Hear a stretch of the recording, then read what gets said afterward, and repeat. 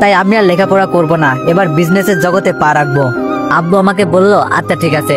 পুরনো ছোট্ট ওয়ার্কশপটি বৃহত্তরে পরিণত করলাম। যেই গার্মেন্টসে আমার আপু কাজ করতো ওই গার্মেন্টসটাকে কিনে বসলাম। মাঝখানে মায়ের সাথে কিছু মনোমালিন্য হলেও অবশেষে আমি রাজি হয়ে গেলাম সবার ইচ্ছায়। একদিন মা বলে বসলো, বাবা এই বাসা তো আমরা পরিবর্তন করতে পারি, তোমার নানার বাসাটিতে কেউ নেই, খালি পড়ে আছে, আমরা তো ওখানে থাকতেই পারি। সবাই ওই বাসায় থাকলেও আমি থাকতে পারবো না, আমি তা মাকে সাপ সাপ করে বলে দিলাম। এই নিয়ে মায়ের সাথে মূলত কিছুটা মনোমালিন্য হয়, কিন্তু আজ আমিও রাজি হয়ে গেলাম। এই ছোট্ট বাহারটি ভাড়াটে করে দিয়ে নানার বাসায় পাড়ি জমালাম। আজ আমার জীবনের সবকিছুই পরিবর্তন হয়ে গিয়েছে। সারাদিন অফিস করে বাসায় এসে ভাগ্নের সাথে আনন্দ দুষ্টুমিতে মেতে উঠতাম। আজ আমার নামটি দেশের নামকরা স্বল্প বয়সী বিজনেসম্যানের মধ্যে যোগ হয়েছে। বাড়ি গাড়ি এমনকি নামের সাথে অফিসের কর্মকর্তারা চৌধুরী যোগ করে ডাকেন। মাসুদ ভাইয়া, মিতু বা অনু কারোর সাথে আমার আর এই একটি বছরের জন্য কোনোদিনও দেখা হয়নি। আমি দেখা করার চেষ্টাও করিনি। সমাজে যেখানে টাকা পয়সার অভাবে এতিম দরিদ্র ছেলেমেয়েরা পড়াশোনা বন্ধ হয়ে যায়, সেখানে আমি আমার হাতটা বাড়িয়ে দিই। কেননা আমি এই জীবনের এক পর্যায়ে ওদের মতোই এতিম ছিলাম। এরই সুবাদে আমি যেই কলেজে পড়তাম সেই কলেজে প্রধান অতিথি হয়ে এক অনুষ্ঠানে ডাক পেলাম সমাজে হতদরিদ্র ও এতিম মানুষদের সাহায্য করার জন্য। কলেজে একটা ক্লাব খুলবো, মূলত তারই জন্য অনুষ্ঠানের আয়োজনটা করা হয়েছে। আমি ওদের ডাকে সাড়া দিলাম এবং যাব বলে জানিয়ে দিলাম। ভাবতেও যেন অবাক লাগছে, মানুষের ভাগ্য কি লেখা আছে তা আসলে বলা অনেক কঠিন। আজ যে কলেজে পড়তাম একসময় সেই কলেজের এক অনুষ্ঠানে আমি প্রধান অতিথি হয়ে যাচ্ছি। আমার ভাগ্নেকে সাথে নিয়ে যাব বলে ভাবলাম। এই এক বছরে যতটা পরিবর্তন হয়েছে সব পরিবর্তন বদলিয়ে আগের মতো এতিম ও গরিব বেশ ধরলাম। আমার ভাগ্নেকে কোলে নিয়ে ভাড়ায় চালিত গাড়ি করে অনুষ্ঠানে প্রধান অতিথি হয়ে গেলাম। একটু সামনে গিয়ে চেয়ারে বসে ভাগ্নেকে নিয়ে বসে বাদাম খাচ্ছি আর এদিক ওদিক তাকাচ্ছি, কেননা আমি অনার্স দ্বিতীয় বর্ষে ওঠার পর পড়ালেখা বাদ দিয়েছি। আর সেই হিসাবে অনুর এখন তৃতীয় বর্ষে পড়ালেখা করার কথা, কিন্তু অনুকে দেখছি না।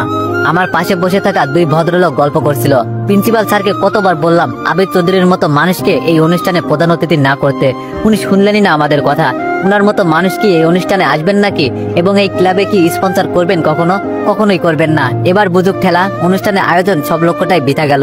মাঝখান থেকে শুধু শুধু এতগুলো টাকা নষ্ট হয়ে গেল। আর মাত্র 5 মিনিট সময় অনুষ্ঠান বাকি, এখনো প্রধান অতিথি আবির চৌধুরী আসে নাই। ফোন দিলে ফোন বন্ধ দেখাচ্ছে।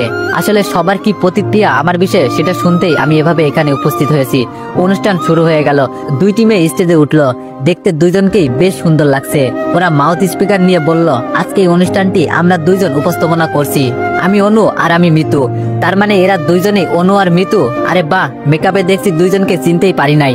অনুষ্ঠান শুরু হয়ে গেল। মামা ভাগ্নে বসে অনুষ্ঠান উপভোগ করতে লাগলাম। একটু পর আমার ভাগ্নে কান্না করছিল, তাই পাশে বসে থাকা ওই ভদ্রলোক স্যার দুইজন বলে বসলো, এইটুকু বাচ্চা নেই কি অনুষ্ঠান দেখতে আসে? নিজেও দেখবে না, আবার আমাদেরকেও দেখতে দিবে না। এক স্যার বলল, কি ব্যাপার, তোমাকে এই কলেজেরই ছাত্র মনে হচ্ছে, তুমি আবির না? আমি বললাম, স্যার আমি আবির। স্যার বলল, ও পড়াশোনা বাদ দিলে যে, আর এই বাচ্চাটা কার?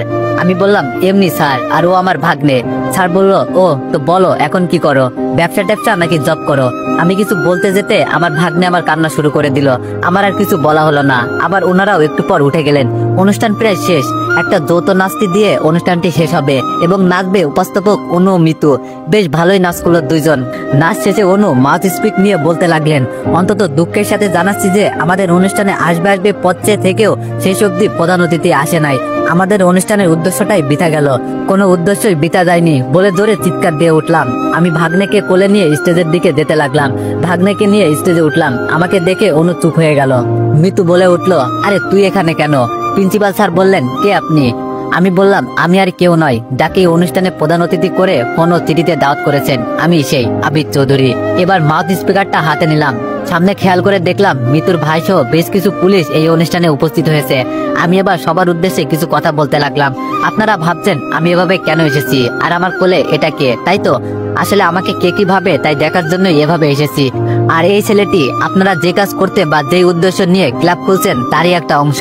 ওর বাবার থেকেও নেই। আজ জন্মের 1 বছর, তবু ওর বাবার মুক্তি দেখেনি। ও এতিম, আমার ভাগ্নেও। আর মজার বিষয় হলো এই স্টেজেই ওর ফুপু ও স্টেজের সামনেই দাঁড়িয়ে আছেন ওরই জন্মদাতা বাবা। সবাই ভাবছে আমি কোথা থেকে এসে এইসব কি বলছি।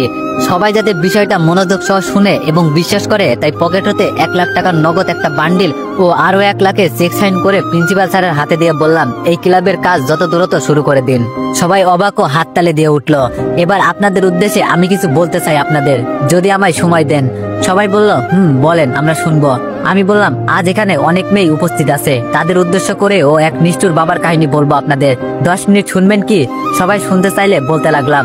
তো সবাই কিউএনএ ভিডিওর জন্য বেশি বেশি কমেন্ট করো। ধন্যবাদ।